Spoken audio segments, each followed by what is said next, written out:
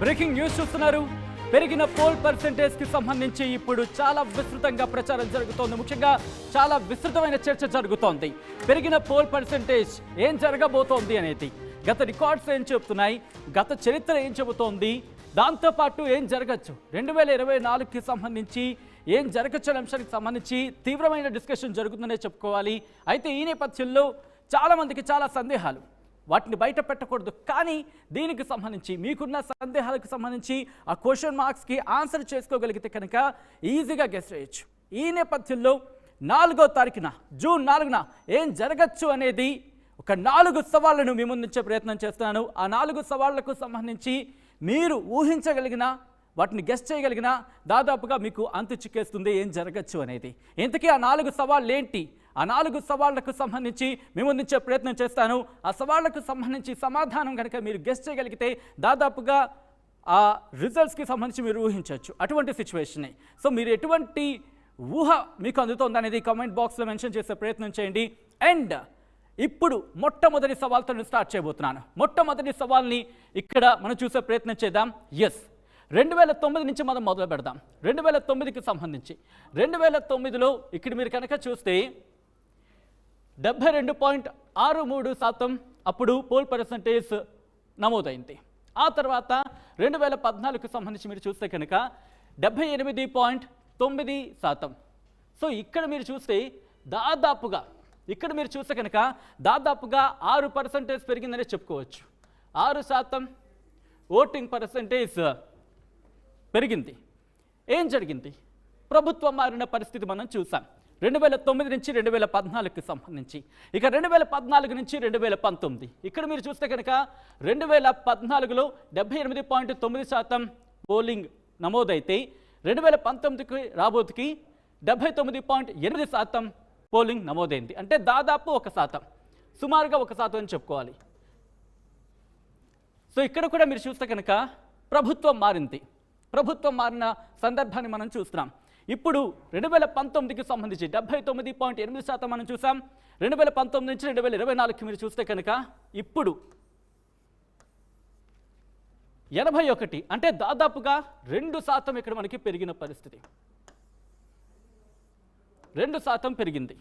So ఈ నేపథ్యంలో ఏం చేయొచ్చు, దీనికి ఈ సవాల్కి సంబంధించి మీరు ఆన్సర్ గెస్ చేయగలిగితే కనుక ఒక కార్నర్ని ఎక్స్పెక్ట్ చేయొచ్చు అనేది మనకి క్లియర్గా ఒక పిక్చర్ అనేది అర్థమవుతుంది. సో దీనికి సంబంధించి ఏం జరగచ్చు అనేది మొదటి సవాల్కి సంబంధించిన ఆన్సర్ కావచ్చు, మొదటి సవాల్కి సంబంధించిన సమాధానం కావచ్చు, మీరు గెస్ చేయగలిగితే కింద కామెంట్ బాక్స్లో మెన్షన్ చేయడం మాత్రం మర్చిపోకండి. ఇది మొదటి సవాల్కి సంబంధించి. ఇక రెండో సవాల్కి వెళ్ళే ప్రయత్నం చేస్తాను.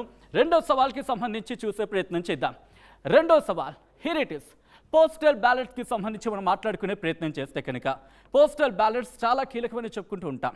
ఇక్కడ 2019లో 1.2 లక్షల సంబంధించి పోస్టల్ బ్యాలెట్స్ అనేవి ఓటింగ్ నమోదైంది. ఇక్కడ 2024కి సంబంధించి 4.3 లక్షల మంది పోస్టల్ బ్యాలెట్ని వినియోగించుకోవడం జరిగింది. అసలు ఇంతకీ పోస్టల్ బ్యాలెట్ అంటే ఏంటి అనేది చాలామందికి ఇంకా ఎక్కడో దగ్గర డౌట్ ఉంటూ ఉంటుంది. పోస్టల్ బ్యాలెట్ అనే అంశానికి సంబంధించి మాట్లాడుకుంటే ఇది ప్రభుత్వ ఉద్యోగులకు సంబంధించి, అంటే ఆ రోజు ఎన్నికల విధుల్లో పాల్గొనే వాళ్ళు ఎవరైతే ఉంటారో వాళ్ళకి పోస్టల్ బ్యాలెట్ అనేది ఇవ్వడం జరుగుతుంది. పోస్టల్ బ్యాలెట్ అనేది వినియోగించుకోవడం జరుగుతుంది. కానీ దీనికి సంబంధించి మనం చూస్తే చాలా ఇంట్రెస్టింగ్ అనే చెప్పుకోవాలి.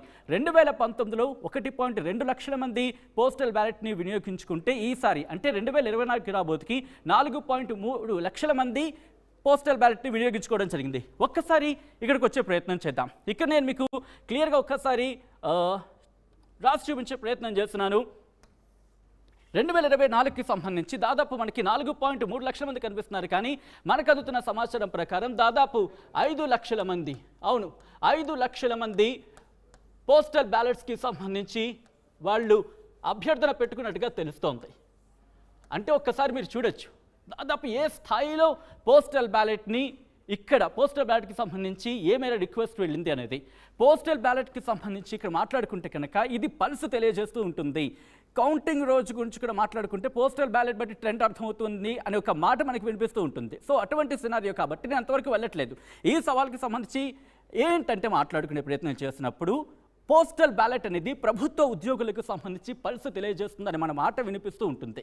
అంటే ప్రభుత్వ ఉద్యోగులు సంతోషంగా ఉంటే ఎటువంటి సినారియో ఉంటుందో మనం చూస్తాం. అట్ ద సేమ్ టైం వాళ్ళు అసంతృప్తిలో ఉంటే ఎటువంటి సినారియో ఉంటుందో మనకు తెలుసు. సో ఇటువంటి పరిస్థితుల్లో, ఇటువంటి నేపథ్యంలో పోస్టల్ బ్యాలెట్కి సంబంధించి ఒకసారి మనకు అర్థమవుతుంది ఏ స్థాయిలో ఇక్కడ ఓట్ అనేది పడిందో పోస్టల్ బ్యాలెట్కి సంబంధించి. అంటే గతంలో చూసుకుంటే 1.2 లక్షలే, కానీ ఇక్కడ చూసుకుంటే కనుక 3 అంతులు పెరిగిందనే చెప్పుకోవాలి. దాదాపు 3 అంతులు పెరిగిందే చెప్పుకోవాలి. సో ఈ నేపథ్యంలో పోస్టల్ బ్యాలెట్ కూడా చాలా ఇంట్రెస్టింగ్గా మారింది. దీనికి సంబంధించి ఒక ఇంట్రెస్టింగ్ టాపిక్ నెక్స్ట్ మాట్లాడుకునే ప్రయత్నం చేద్దాం.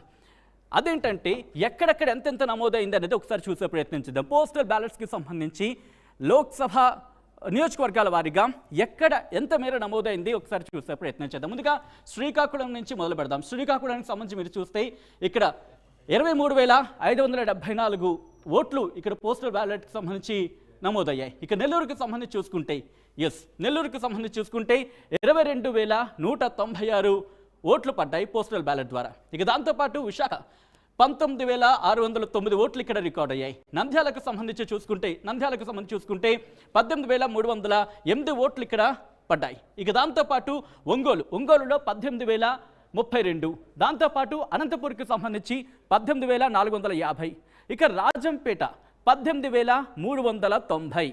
ఎందుకు మనం వీటి గురించి మాట్లాడుకుంటున్నామంటే కనుక ఒక్కసారి ఆలోచించండి. ఎప్పుడైనా మెజారిటీ గురించి కావచ్చు లేదా డిఫరెన్సెస్ కావచ్చు, వాటి గురించి మాట్లాడుకున్నప్పుడు 10,000, 20,000 ఓట్ల తేడాతో కూడా గెలిపోవటంలో డిసైడ్ అయిపోతుంది. ఇన్ఫాక్ట్ ఒక్క ఓటుతో కూడా గెలిపోవటంలో డిసైడ్ అయిపోతూ ఉంటాయి. ఈ నేపథ్యంలో పోస్టల్ బ్యాలెట్కి సంబంధించి చాలా కీలక పాత్ర పోషించే అవకాశం కనిపిస్తోంది. ఇన్ఫాక్ట్ డిసైడింగ్ ఫ్యాక్టర్గా మారే అవకాశం ఉంది అనేది ఇక్కడ మనకి వినిపిస్తూ ఉంటుంది. అయితే 20,000కు దాదాపుగా అటు ఇటుగా 20,000కు దగ్గరగా ఉందంటే కనుక ఎంత ఇంట్రెస్టింగ్గా మారబోతున్నాయి, ఎంత డిసైడింగ్ ఫ్యాక్టర్ కాబోతున్నాయి అనేది మనకు అర్థమవుతుంది. ఒకవేళ దీనికి సంబంధించి రీజన్స్ వారికి మనం చూసినప్పుడు ఇది కొన్నిటి వరకు మాత్రమే, మిగిలిన వాటికి చూసుకుంటే కనుక అక్కడొక్కడ దాదాపు కొన్ని ప్రాంతాల్లో 3,000, 4,000 ఇట్లాంటి సినారియో కూడా ఉంది. సో ఈ నేపథ్యంలో పోస్టల్ బ్యాలెట్ అనేది చాలా కీలకంగా మారే అవకాశం ఉంది అనేది మనకి ఇక్కడ క్లియర్ పిక్చర్ ద్వారా అర్థమవుతుంది. సో మూవింగ్ ఆన్, నెక్స్ట్ సవాల్. ఇప్పటికే 2 సవాళ్ళు చూసాం. వాటికి సంబంధించి మీరు గెస్ట్ చేసి ఆ సవాల్కి సమాధానం అయితే నేను చెప్పను, మీ సమాధానం ఏవై ఉంటుంది అనేది ఒకసారి కామెంట్స్లో మెన్షన్ చేయండి. Yes, moving on next.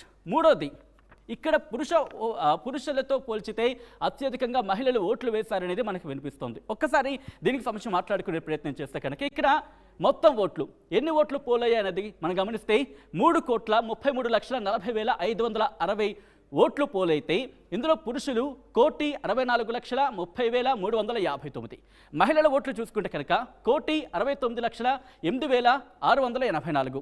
ఇక్కడ మీరు ఆ డిఫరెన్స్ కనుక గమనిస్తే ఇక్కడ మీరు గమనించవచ్చు 1,69,08,684 మంది మహిళలు కనుక ఇక్కడ ఓటేస్తే, పురుషులకు సంబంధించి మీరు చూసుకుంటే 1,64,30,359 మంది పురుషులు ఓట్లు వేశారు. అంటే ఇక్కడ పురుషులతో పోల్చుకుంటే పురుషుల కన్నా మహిళలు 4 లక్షల, నేను ఒకసారి ఇక్కడ నెంబర్గా రాసే ప్రయత్నం చేస్తున్నాను, 4,78,325.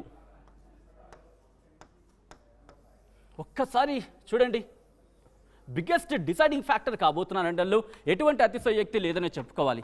ఒకసారి మీరు చూస్తే అఫ్కోర్స్ నెంబర్ కాస్త క్లియర్గా లేదు కాబట్టి నేను ఒకసారి క్లియర్ చేసి లైట్గా ఉన్న ప్లేస్లో రాసే ప్రయత్నం చేస్తాను. ఎస్, ఒక్కసారి ఇక్కడికి వెళ్తున్నా. 4,78,325. ఒక్కసారి ఈ నెంబర్ చూడండి, ఈ నెంబర్ డిసైడింగ్ ఫ్యాక్టర్ కాబోతోంది. అనదర్ డిసైడింగ్ ఫ్యాక్టర్ కాబోతుంది అండల్లో ఎటువంటి అతిశయోక్తి లేదు. ఎందుకంటే దాదాపుగా 5 లక్షల డిఫరెన్స్ ఉందనే చెప్పుకోవచ్చు. అటువంటి పరిస్థితి మనకి ఇక్కడ అర్థమవుతుంది. అంటే మహిళలు ఏ స్థాయిలో ఓట్లు వేసారో మనకి అర్థమవుతుంది. ఇక్కడ మరొక ఇంట్రెస్టింగ్ అంశం ఏంటంటే 18 ఏళ్ళు పైబడిన వాళ్ళకి సంబంధించి మాట్లాడుకునే ప్రయత్నం చేస్తే కొన్ని వార్తాపత్రిక నుంచి తీసుకున్న సమాచారం కావచ్చు, నెట్వర్క్స్ నుంచి తీసుకున్న ఇన్ఫర్మేషన్ కావచ్చు, దాదాపు ఆంధ్రప్రదేశ్లో 10 లక్షల మంది యువత ఉంటే దాంట్లో మహిళలకు సంబంధించి, అంటే ఇక్కడ మహిళలకు సంబంధించి ఎన్ని ఓట్లు పడ్డాయో దీని పర్సంటేజ్ని బేస్ చేసుకుని తీసుకుంటే కనుక అంటే 80% మంది తమ ఓటు హక్కు వినియోగించుకున్నారన్న మాట వినిపిస్తోంది. అంటే 80,000 మంది, అంటే 80% అనుకుంటే కనుక ఈ 80,000కు సంబంధించి యూత్ తమ ఓటు హక్కు వినియోగించుకున్నారనుకుంటే ఇక్కడ మహిళల ఓట్ల పర్సంటేజ్ని బేస్ చేసుకుని మనం ఇక్కడ చూసుకుంటే దాదాపుగా మనకి ఇక్కడ అర్థమవుతుంది ఏంటంటే 4,05,680. సుమారుగా. అంటే ఇక్కడ క్లియర్ పిక్చర్ మనకు అర్థమవుతుంది ఏంటంటే, ఇక్కడ మీరు చూస్తే కనుక దాదాపుగా 1.21. ఇదొకటి గుర్తుపెట్టుకోండి. మీకు దీనికి అండ్ లాస్ట్లో కొన్ని అంశాలకు సంబంధించి కనెక్టివిటీ ఏంటి అనేది మీకు క్లారిటీ ఇచ్చే ప్రయత్నం చేస్తాను. ఇది మాత్రం గుర్తుపెట్టుకోండి. 1.21% అనేది చాలా ఇంట్రెస్టింగ్గా మారిందనే చెప్పుకోవాలి ఇక్కడ దీనికి సంబంధించి. అలాగే ఇక్కడ నుంచి కాస్త ముందుకు వెళ్ళే ప్రయత్నం చేద్దాం. మహిళా ఓట్లకు సంబంధించి మాట్లాడుకున్నాం, యంగ్స్టర్స్కి సంబంధించి మాట్లాడుకున్నాం, యూత్ గురించి మాట్లాడుకున్నాం. ఇక ఆఖరి సవాల్ని మీ ముందుంచే ప్రయత్నం చేస్తున్నాను. 2019కి సంబంధించి ఒక్కసారి కంపేర్ చేసే ప్రయత్నం చేద్దాం. అంటే 2024 కదా, 2019 ఏంటి సంబంధం అంటే కనుక ఒకసారి క్లియర్ పిక్చర్ చూసే ప్రయత్నం చేద్దాం. అప్పుడు అంటే 2014 సందర్భంలో వైసీపీకి ఓట్ షేర్ కనుక చూసుకుంటే ఇది వచ్చేసి మనకి ఓట్ షేర్, ఇది ఓట్ షేర్, ఇది ఓట్ షేర్, ఇది ఓట్ షేర్. 2019లో వైసీపీకి 49.95%తో 151 సీట్లు వస్తే, టీడీపీకి 39.17%తో 23 సీట్లు వచ్చాయి. అలాగే జనసేనకు 5.53%తో 1 సీటు సాధించింది. ఇక బీజేపీ అఫ్కోర్స్ సీట్లు సాధించకపోయినప్పటికీ 0.84% ఓట్ షేర్ని సంపాదించుకుంది. అప్పటికి అఫ్కోర్స్ మనకి బాగా గుర్తు, ఎందుకంటే కూటమి అయితే లేదు, ఇండివిజువల్గా పోటీ చేశాయి. సో ఒక్కసారి ఈ మూడింటిని యాడ్ ఆన్ చేసే ప్రయత్నం చేస్తే కనుక అంటే 39 ఒక్కసారి పెన్ తీసుకుంటాను మళ్ళీ నేను. ఆల్ రైట్, ఒక్కసారి మీరు చూడొచ్చు 39.17, అలాగే 5.53, అలాగే 0.84. ఈ మూడింటిని కనుక మనం జోడిస్తే దాదాపుగా మనకి 45.54 వస్తుంది. 45.54 వస్తుంది. అంటే ఒక్కసారి ఇక్కడ మీరు గమనిస్తే కనుక ఓట్ షేర్ డిఫరెన్స్ అనేది కూటమికి అప్పుడు వచ్చిన కూటమికి సంబంధించి వాటిని క్రోడీకరిస్తే మొత్తం వస్తుంది మనకి 45.54. ఒక్కసారి క్లోజ్ క్యాంప్కి వెళ్ళే ప్రయత్నం చేద్దాం. ఇక్కడ 45.54 అనేది ఓట్ షేర్ అనేది మనకి క్లియర్గా కనిపిస్తోంది. సో ఇంత ఓట్ షేర్ 2019కి సంబంధించి. అండ్ ఈ 45.54 అప్పుడు వైసీపీకి 49 ఇక్కడ రాసే ప్రయత్నం చేస్తా 49.95 వచ్చింది. అండ్ అప్పుడు కూటమికి సంబంధించి మాట్లాడుకుంటే 45.54. సో ఇక్కడ డిఫరెన్స్ దాదాపు మనకి ఎంత వస్తుందంటే కనుక 4.41% వస్తుంది.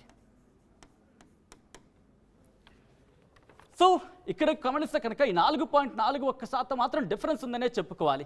కానీ ఇక్కడ ఇంట్రెస్టింగ్గా మాట్లాడుకోవాలంటే కనుక ఒక్కసారి మళ్ళీ క్లియర్ పిక్చర్కి వెళ్ళే ప్రయత్నం చేద్దాం. సో 4.41% అనేది డిఫరెన్స్ ఉందనే చెప్పుకోవాలి. 4.41% డిఫరెన్స్ ఉంది. కానీ ఇందాక మనం చెప్పుకున్నట్టు మహిళలకు సంబంధించి మాట్లాడుకుంటే, మహిళలకు సంబంధించి ముఖ్యంగా యూత్కి సంబంధించి, యంగ్స్టర్స్ అమ్మాయిలకు సంబంధించి మాట్లాడుకుంటే కనుక ఇక్కడ మనం 1.21% ఉంది. వీళ్ళకి సంబంధించి యంగ్స్టర్స్ అంటే 18 ఏళ్ళ పైబడిన వాళ్ళు, వీళ్ళు సాధారణంగా ఇంటర్నెట్కి చూస్తూ అంటే ఇంటర్నెట్ని ఫాలో అవుతూ ఉంటారు. అట్ ద సేమ్ టైం వీళ్ళు ఎడ్యుకేషన్ని చూశారు, ఫ్యూచర్లో జాబ్ కూడా చూడాల్సి ఉంటుంది. అంటే అన్నింటినీ పరిశీలిస్తూ ఉంటారు. ఫస్ట్ టైం ఓటర్స్ కాబట్టి ఇంకా ఎంతూసియాస్టిక్గా ఉంటూ ఉంటారు. ఈ నేపథ్యంలో వాళ్ళు ఎలా ఇన్ఫ్లుయెన్స్ అయ్యారు, వాళ్ళు ఎవరి వైపు ఉన్నారనేది చాలా డిసైడింగ్ ఫ్యాక్టర్ కాబోతుంది. అట్ ద సేమ్ టైం ఇక్కడ ఉద్యోగస్తుల గురించి మాట్లాడుకున్నప్పుడు పోస్టల్ బ్యాలెట్ వాళ్ళు కూడా మనం చూసుకుంటే 4,32,222 మంది ఉన్నారు. ఇది దాదాపు దీని పర్సంటేజ్ కనుక తీసుకుంటే మనకి 1.29% అని చెప్పుకోవాలి. వీటి రెండింటిని మనం కలుపుకున్నాం అనుకోండి, దాదాపుగా మనకి 2.5 చిల్లర వస్తుంది. మనకి సుమారుగా నేను చెప్పే ప్రయత్నం చేస్తున్నాను, 2.5% అనేది వస్తుంది. దీన్ని ఇక్కడ ఇక్కడ మైనస్ చేసే ప్రయత్నం చేద్దాం. 4.41 డిఫరెన్స్ అనుకున్నాం మనం. 4.41 నుంచి 2.5 సంబంధించి తీస్తే అప్రాక్సిమేట్గా 2 అనే డిఫరెన్స్ అనేది వస్తుంది. ఇక్కడ అలా కూడా తీసేసినా సరే ఒక 2% డిఫరెన్స్ అనేది వస్తుంది. ఈ 2% డిఫరెన్స్ ఏం జరగచ్చు అనే అంశానికి సంబంధించి ఇక్కడ ఇంకొక సవాల్ ఉందనే చెప్పుకోవాలి. అది 2% సంబంధించి చాలా క్వశ్చన్స్ రైజ్ అవుతున్నాయి. ఆ 2% ఎవరు ఇంపాక్ట్ చూపించవచ్చు అనేది, కాపు ఓట్లకు సంబంధించి ఏమాత్రం ప్రభావం చూపించవచ్చు. ఎందుకంటే 15% 15% కాపు ఓట్లు అనే మాట వినిపిస్తున్న నేపథ్యంలో ఇప్పుడు డిసైడింగ్ ఫ్యాక్టర్ కాబోతుందనే చెప్పుకోవచ్చు. సో ఇక్కడ కాపు ఓట్లు ఎటువైపు ఉన్నాయి? ముద్రగడ పద్మనాభంకి సంబంధించి ఆయన ఇటు వైసీపీకి సపోర్ట్ చేస్తున్న పరిస్థితి నేపథ్యంలో ఇటువైపు వెళ్తానుకునే టైంలో ఆయన కుమార్తె వచ్చారు.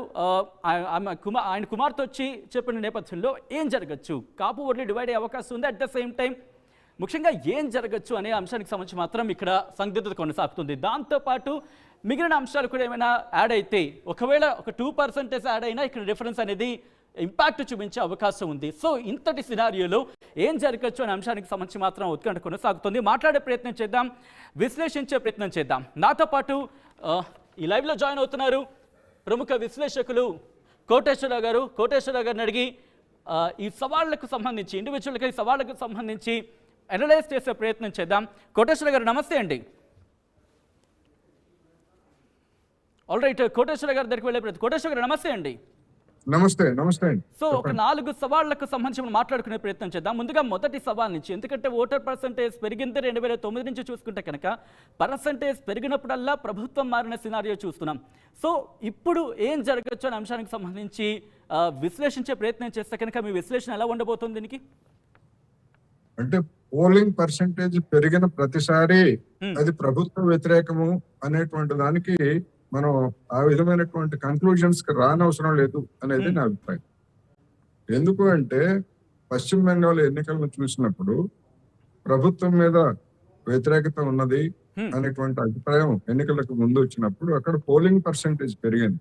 కానీ ఫలితాలను చూస్తే తృణమూల్ కాంగ్రెస్ కి వచ్చినటువంటి ఓట్లు పెరిగాయి, సీట్లు పెరిగాయి. అక్కడ ఉన్నటువంటి ప్రత్యేకమైనటువంటి పరిస్థితుల్లో ఆ విధమైనటువంటి ఫలితాలు వచ్చాయి.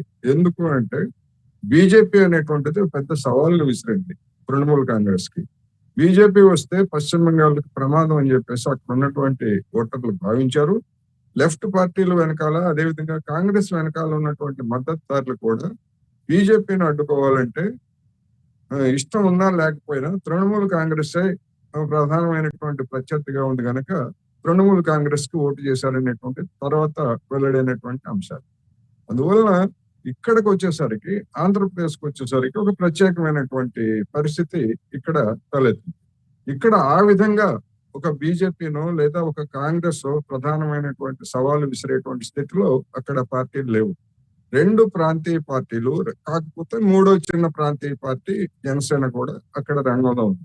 అందుకని ఇక్కడ ఉన్నటువంటి సిచ్యువేషన్ ని బట్టి చూసినప్పుడు వివిధ అంశాలను పరిగణలోకి తీసుకున్నప్పుడు ఓటింగ్ శాతం అనేటువంటిది 2% పెరగడం అనేటువంటిది మరీ ఎన్నికలకు ముందు ఆయా పార్టీలు చెప్పుకున్న దాంతో పోలిస్తే అది పెద్ద ఎక్కువగా కాదు. 2% అనేది పెరిగింది, కానీ అది పెద్ద ఎక్కువ శాతం కాదు. అందువలన దాన్ని బేస్ చేసుకొని, ఆ 2% ఓటింగ్ బేస్ చేసుకొని కన్క్లూజన్స్ కి రావడం అనేటువంటిది సరైనది కాదనేటువంటిది నా అభిప్రాయం. ఎందుకు అంటే హైదరాబాద్ నుంచి, బెంగళూరు నుంచి, చెన్నై నుంచి పెద్ద ఎత్తున ఇక్కడ ఉన్నటువంటి ఓటర్లు, అక్కడ ఉన్నటువంటి ఓటర్లు, ఎందుకంటే 2 చోట్ల కొంతమందికి 2 చోట్ల కూడా ఉండి ఉంటాయి, పెద్ద ఎత్తున వెళ్ళారు. దాని అర్థం ఏంటంటే ఏదో ఒక పార్టీకి చెందినటువంటి వాళ్ళే వెళ్ళారనే అక్కర్లా. 2 కూటములకు చెందినటువంటి వాళ్ళు పెద్ద ఎత్తున డబ్బు పెట్టి ఓటర్లను కొని రవాణా సౌకర్యాలు ఏర్పాటు చేసి తమ మద్దతుదారులకు సమీకరించుకున్నారు. అందుకని అనేకమైనటువంటి అంశాలు ఆంధ్రప్రదేశ్ లో జరిగినాయి కనుక ఆ విధమైనటువంటి ఓట్ల యొక్క శాతాన్ని బట్టి కన్క్లూజన్స్ కి రాకూడదు అనేది నా అభిప్రాయం. వచ్చే ప్రయత్నం చేస్తున్నాను. ముఖ్యంగా పోస్టల్ బ్యాలెట్స్కి సంబంధించి, పోస్టల్ బ్యాలెట్కి సంబంధించి గతంలో చూసుకుంటే 1,00,000 మాత్రమే, ఇక్కడ దాదాపు 4 లక్షల పైచిలకు మనకు కనిపిస్తోంది. సో ఇది ఏ మేరకు ప్రభావం చూపించే అవకాశం ఉంటుందండి? పోస్టల్ బ్యాలెట్ ఈసారి గణనీయంగా పెరిగాయి. టీచర్లలోనూ, అదేవిధంగా ప్రభుత్వ ఉద్యోగుల్లోనూ ప్రభుత్వం మీద తీవ్రమైనటువంటి అసంతృప్తి ఉన్నమాట వాస్తవం. అది డెఫినెట్ గా ప్రభుత్వానికి వ్యతిరేకంగానే పడేటువంటి అవకాశాలని మనం తోసిపుచ్చలేదు. ఎట్ ది సేమ్ టైమ్ సచివాలయాల్లో కొత్తగా నియమించినటువంటి దాదాపు 1,30,000 మంది ఉన్నారు. వాళ్ళల్లో కూడా కొంతమంది పోస్టల్ బ్యాలెట్ ఎన్నికల సిబ్బందిగా ఉంటారు కనుక వాళ్ళు కూడా ఉంటారు. వాళ్ళ ఓట్లు అనేటువంటివి ఎవరికి పడతాయి అనేటువంటి అంశానికి వచ్చినప్పుడు తమను నియమించింది, తమకు ఉద్యోగాన్ని ఇచ్చింది వైసీపీ కనుక ఆ వైసీపీకి లాయల్టీగా ఉంటాయి అనేటువంటి వాదనలు కూడా ఉన్నాయి. అందువలన ఈ అది డిసైడింగ్ ఫ్యాక్టర్ అని మొత్తం మీద ఓట్లతో చూసుకున్నప్పుడు అది పెద్ద పర్సంటేజ్ కాదు, లేదా రాష్ట్రం మొత్తం మీద ఉన్నటువంటి ఓటర్లు చూసినప్పుడు. అయితే పోటాపోటీగా ఉన్నప్పుడు వారు వన్ సైడ్ కాకుండా నువ్వా నేనా అన్నప్పుడు ఈ 5 లక్షల ఓట్లు కూడా ప్రభావం చూపించేటువంటి అవకాశం లేకపోలేదు. డెఫినెట్ గా ఉంటది. ఎందుకంటే గతంలో కేరళ ఎన్నికల్లో ఒకసారి 5 లక్షల ఓట్ల తేడాతోటి ఒక కూటమికి అధికారం వచ్చింది, ఒక కూటమి అధికారాన్ని కోల్పోయింది. అటువంటి కీన్ కంటెస్ట్ కనుక ఇక్కడ కనుక ఉండేట్లయితే పోస్టల్ బ్యాలెట్లు అనేటువంటివి ఒక ప్రభావం చూపుతాయి. అదే విధంగా మీరు ఇందాక మహిళల గురించి కూడా ఎగ్జాక్ట్లీ నా నెక్స్ట్ క్వశ్చన్ మీకు అదే, మహిళలకు సంబంధించి ఏమాత్రం ఇంపాక్ట్ చూపించవచ్చు అనేది అది కూడా చెప్పారు. ఒకవేళ అదే కనుక అయ్యేట్లయితే అనేక మంది చెప్తున్నది ఏంటంటే మహిళలకి అందించినటువంటి సంక్షేమ పథకాలు లేదా మొత్తంగా నవరత్నాలు అనేటువంటి వాటితోటి మహిళల మొగ్గు వైసీపీ వైపు ఉన్నది అనేటువంటి ఒక అభిప్రాయం కూడా ఉన్నది. అందువలన ఒకవేళ ఉద్యోగులు అసంతృప్తి చెందినటువంటి ఉద్యోగులు లేదా పట్టణాల్లో ఉన్నటువంటి ఈ పన్నుల భారం లేకపోతే విద్యుత్ భారాలు వీటితో అసంతృప్తి చెందినటువంటి వాళ్ళు వీళ్ళందరూ కూడా వ్యతిరేకమైతే అనుకూలంగా ఉండేటువంటి ఒక ఓటు బ్యాంక్ అనేటువంటిది కూడా 2019తో పోలిస్తే 2024లో వైసీపీకి ఒక ఓటు బ్యాంక్ అనేటువంటిది కూడా ఏర్పడింది అనేటువంటిది బలంగా వినిపిస్తున్న మాట. అందుకని ఒకదానికి అంటే ఒక అధికార పక్షానికి ఉన్నటువంటి ప్రతికూలతలు కొన్ని అయితే ప్రతిపక్షాలకు ఉన్నటువంటి ప్రతికూలతలు కొన్ని. అందుకని వీటిని మిక్స్ చేసుకొని చూసినప్పుడు రెండు బ్యాలెన్స్ అయ్యేటువంటి పరిస్థితి ఉన్నది. అందుకనే నెక్ టు నెక్ పోటీ జరిగింది అనేది ఈ సందర్భంగా నేను చెప్తాను. అలాగే లాస్ట్ టైం పోల్ పర్సంటేజ్కి అంటే లాస్ట్ టైం ఓట్ షేరింగ్కి ఇప్పుడున్న ఓట్ షేర్కి చూసుకుంటే కనుక ఆ డిఫరెన్స్ అనేది దాదాపు 4% ఉంది. ఇందాక కొన్ని అంటే మనం ఒక క్యాలిక్యులేషన్ ప్రకారం తీసినప్పుడు అంటే ఇటు యంగ్స్టర్స్ కావచ్చు, ముఖ్యంగా 18 ఏళ్ళకు సంబంధించి అంటే ఓటర్స్లో మహిళలకు సంబంధించి కావచ్చు, ఫస్ట్ టైం ఓటర్స్ ఫీమేల్స్కి సంబంధించి, అట్ ద సేమ్ టైం అలాగే పోస్టల్ బ్యాలెట్స్ ఈ రెండు కలుపుకుంటే కనుక మనకి దాదాపు 2.5% డిఫరెన్స్ కనుక చూసుకుంటే 2% మాత్రమే ఉంది. సో ఎవరి ఇంపాక్ట్ చూపించే అవకాశం ఉంది, ఎటువంటి ఇంపాక్ట్ చూపించే అవకాశం ఉంది అనుకోవచ్చు కోటేశ్వర గారు ఇక్కడ? అంటే 2019లో వచ్చినటువంటి ఓటింగ్ శాతాన్ని బట్టి మీరు దాన్ని యాజిటీజ్ గా తీసుకున్నారు. దాన్ని యాజిటీజ్ గా తీసుకున్నప్పుడు ఒకవేళ ఎంప్లాయీస్ లేదా కొత్త ఓటర్లు ప్రభుత్వానికి అధికార వైసీపీకి వ్యతిరేకంగా అయ్యేట్లయితే మరి ఇంకొక 2% పైన అదే లీడ్ లో ఉంది. తెలంగాణ ఎన్నికల్లో మనం చూసాం, రెండు పార్టీల మధ్య వచ్చినటువంటి తేడా 2% కూడా 2% కంటే తక్కువే కదా, అధికారం మార్పిడి పోయింది. మరి అక్కడ అనుకూలంగా ఉన్నప్పుడు అది వైసీపీకి అడ్వాంటేజ్ అనేటువంటి కన్క్లూజన్స్ కి మీరు చెప్పేటువంటి అంకెలు దారితీస్తున్నాయి. అందువలన అది ఆ విధంగానే ఉంటుందని అనుకోవాల్సినటువంటి అవసరం లేదు. ఎందుకు అంటే 2019లో నవరత్నాలు లేవు, ఈ విధమైనటువంటి మీటనప్పుడు కార్యక్రమాలు కానీ లేకపోతే డైరెక్ట్ బెనిఫిట్ కానీ గతంలో కూడా సంక్షేమ పథకాలు ఉన్నప్పటికీ ఈ తరహా సంక్షేమ పథకాలు అనేటువంటివి లేవు. అందువలన ఎన్నికల్లో జరిగినటువంటి ప్రచారం ఏమిటి, జగన్మోహన్ రెడ్డి గారిని అధికారంలో ఉంచడమా లేకపోతే జగన్మోహన్ రెడ్డి గారిని అధికారంలో దించడమా అనేటువంటి ప్రాతిపదిక మీద జరిగినప్పుడు జగన్మోహన్ రెడ్డి గారు ఉంటే మాకు ఈ సంక్షేమ పథకాలు అమలు అవుతాయి అనేటువంటి నమ్మేవాళ్ళు కూడా ఉంటారు. అట్ ది సేమ్ టైము అటువంటి ఖచ్చితంగా చంద్రబాబు నాయుడు లేదా తెలుగుదేశం కూటమి వస్తే అమలు జరుగుతుంది అనేటువంటి ఆ విధమైనటువంటి ఖచ్చితమైనటువంటి ఓటు బ్యాంకు ఇటువైపు ఉన్నదా అంటే చెప్పడానికి ఇటువైపు లేదు. ఇటువైపు డిఫరెంట్ ఓటు బ్యాంక్ ఉంది. అందువలన ఒక విధంగా చెప్పాలంటే అన్ప్రిడిక్టబుల్, ఏ మాత్రం కూడా నాడి అందని పరిస్థితి ఉన్నది.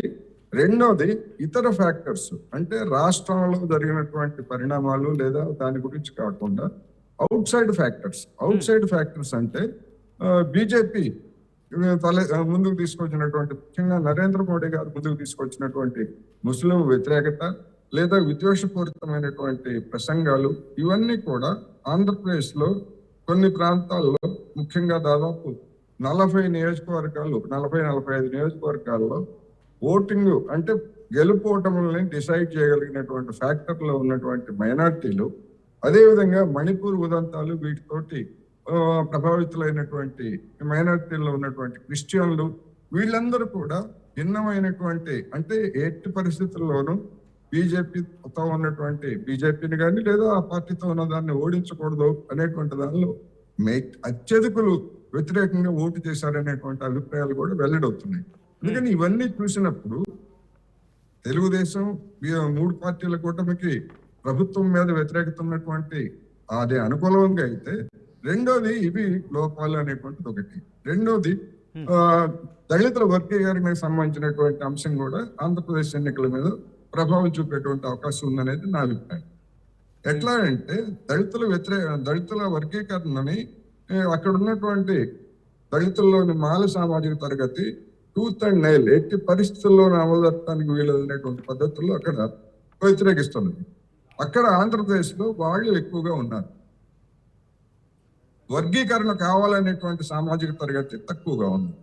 అందువలన ఇట్లాంటి అనేకమైనటువంటి ఫ్యాక్టర్స్ అనుకూలంగా వ్యతిరేకంగా ఉన్నాయి. రెండోది జగన్మోహన్ రెడ్డి గారి మీద కొంత అసంతృప్తి ఉన్నప్పటికీ, ఈ మైనారిటీల్లో కొంత అసంతృప్తి ఉన్నప్పటికీ బీజేపీతో తెలుగుదేశం జనసేన ఈ టైఅప్ కావడం వలన వ్యతిరేకంగా ఇష్టం ఉన్నా లేకపోయినా జగన్మోహన్ రెడ్డి గారికి, అదే విధంగా కాంగ్రెస్ లెఫ్ట్ పార్టీల అభ్యర్థులకు కూడా మైనారిటీల ఓట్లు గణనీయంగా పడ్డాయనేటువంటి వార్తలు వస్తున్నాయి. అవి ఎంత మేరకు ఏమిటనేటువంటిది చెప్పలేం, కానీ వీళ్ళకు వ్యతిరేకంగా అయితే మాత్రం మూడ్ ఉన్నది అనేది మాత్రం నేను స్పష్టంగా చెప్పవచ్చు. Right, thank you so much Koteswara గారు మాతో జాయిన్ అయ్యి దీనికి సంబంధించి విశ్లేషణ అందించినందుకు. సో మొత్తంగా అయితే మాత్రం జూన్ 4న ఏం జరగబోతోంది అనే ఉత్కంఠ మాత్రం కొనసాగుతోంది. ఈ 4 సవాళ్లకు సంబంధించి ఆ సమాధానం మీరు గెస్ట్ చేసి కింద కమెంట్ బాక్స్లో మెన్షన్ చేసే ప్రయత్నం చేయండి. సో 4వ తారీఖున ఏం జరగబోతుంది అనేది మేము అప్డేట్ అందించేందుకు సిద్ధంగా ఉన్నాం. జూన్ 4న ఏం జరుగుతోంది, ఏం జరగబోతోంది అనేది ఆ రోజు మేము అందించే ప్రయత్నం చేస్తాం. సో మీరేం చేయాలంటే కనుక RTV లైవ్ యాప్ని డౌన్లోడ్ చేసుకోండి. ఎప్పటికప్పుడు వేగవంతమైన సమాచారం, ఫాస్టెస్ట్ న్యూస్ కోసం RTV లైవ్ యాప్ని డౌన్లోడ్ చేసుకుంటే కనుక మీ మునివేళల్లోని ఇన్ఫర్మేషన్ ఉంటుంది, అప్ టు డేట్ ఉంటుంది. అండ్ ఏం జరుగుతుంది అనేది మీ ఫోన్లోనే మీకు క్లియర్గా వస్తూ ఉంటుంది. Keep watching on stay tuned.